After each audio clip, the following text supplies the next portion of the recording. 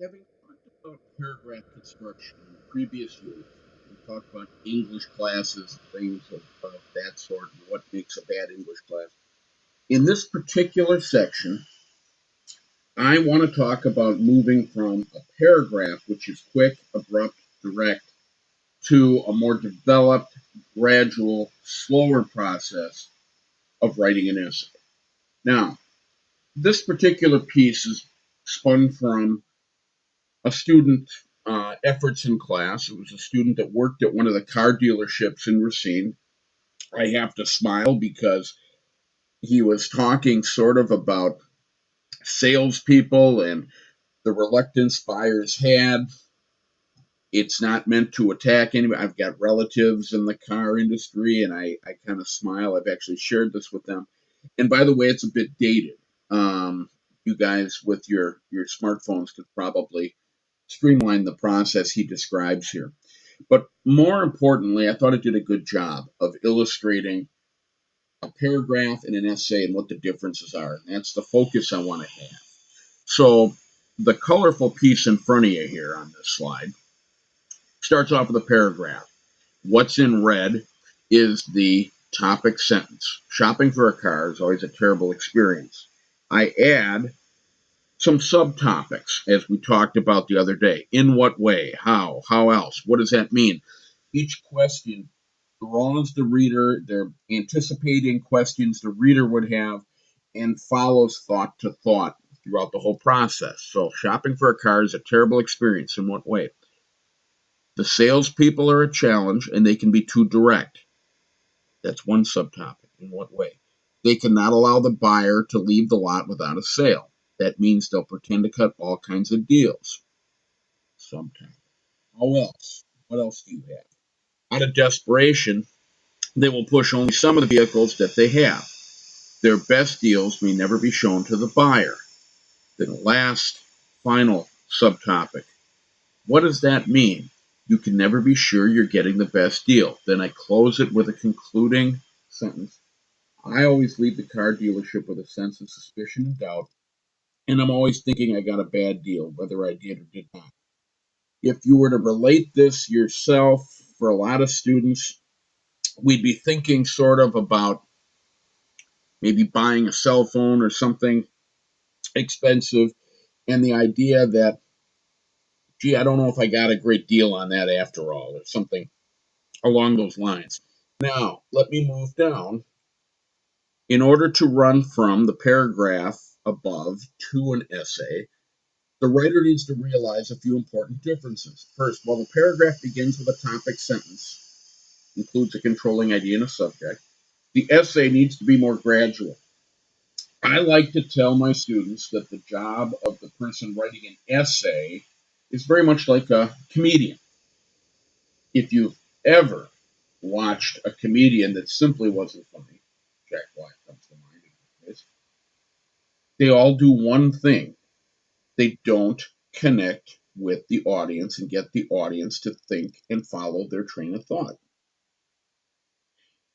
How does that relate here? Because I want you to imagine that you're coming out on stage, you've got 15 seconds to talk to your audience to get them to think like you. That's your job as you start the introductory paragraph of an essay. You start very generally, but you have that short window to reach out to the reader and make this worth their time and investment to actually read. As it relates in the larger view to this class, it's very important when you're writing a cover letter or when you're writing a resume, even a memo to coworkers, that you use that first impression, that first paragraph, to draw them into what you're thinking, involve them. Your communication will be better received and that much more effective. So here we are. I'm going to go from the previous topic sentence, shopping for a car is always a terrible experience, to a different opening sentence here.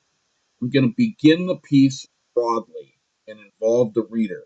The introductory paragraph ends with a thesis statement that will include the topic sentences. Spending money can be either really exciting or really intimidating. There's a great feeling of being able to own something really significant. Again, I equate this to that idea as you get that new smartphone and spend a significant amount of money to put down on it, and then you stand there for what seems like an eternity while they handle the paperwork, switch the data, whatever they do, and you start to doubt whether you need that or not, or whether this was a good deal, or geez, I wish I could walk away. Everybody in the room starts to nod when I talk like that. They've all had that experience. I should say almost universally. Pretty much everybody can relate to that sense. That's called a motivator. I haven't given a subject yet. I've got a shared feeling, though. The idea of being able to own something and the idea of spending money is kind of intimidating. So I follow it up in a short introductory paragraph. As you go through the loan application process, however, the smile will quickly come off your face. You begin to wonder whether the purchase is really that important. I am narrowing quickly the kind of purchase we're talking about.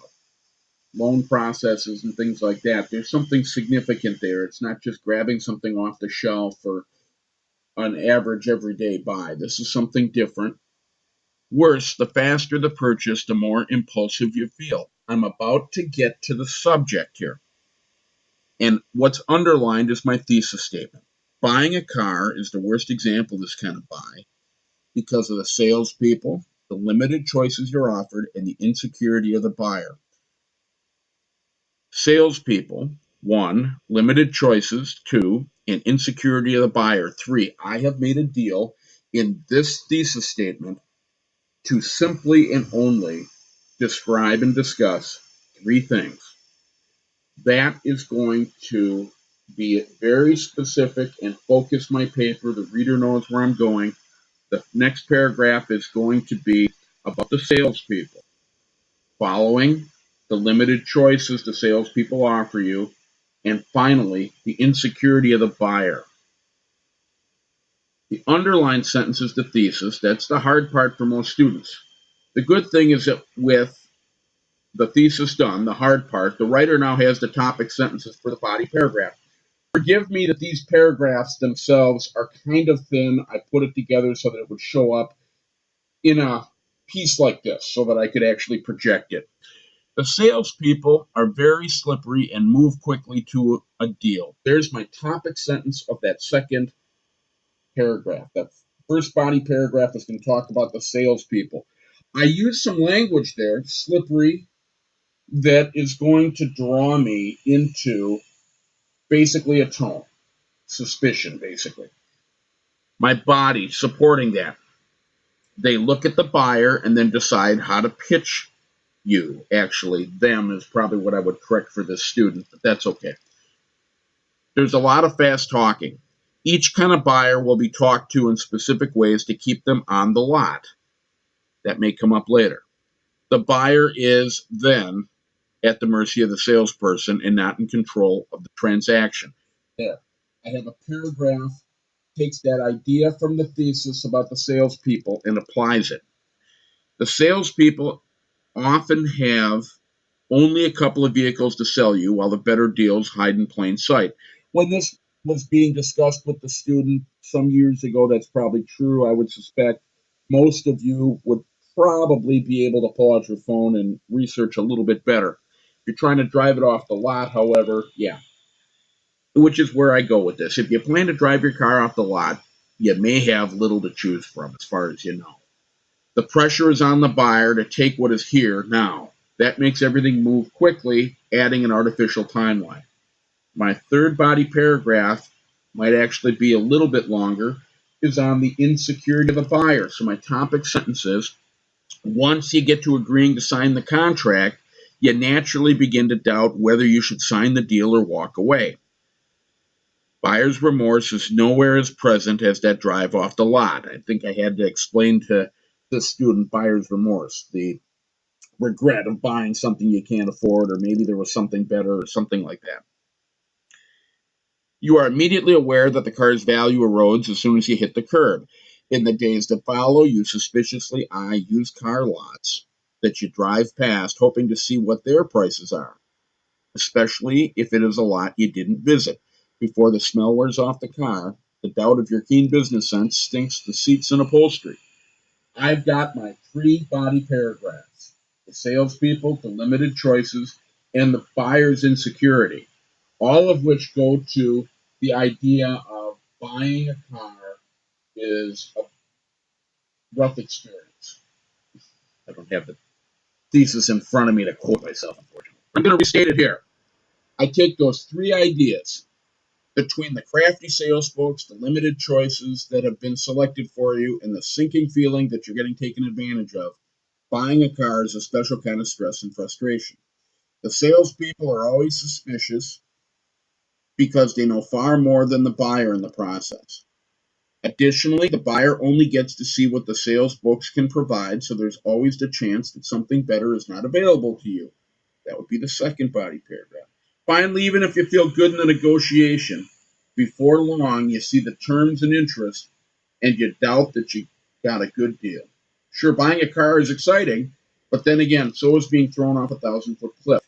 That line at the end, I wanted to use the same language I had at the beginning about the excitement and intimidation with spending money on something significant. I need, if I'm writing an essay, in the same way I need to connect with the reader at the start, I need to bring that reader back to that start at the end. Think about the language you used. Think about an image that you used. Think about something to polish the entire thing so it's a big circle. Otherwise, we took the reader for a walk and lost him or her someplace along the line. Now, as we move forward and start thinking about our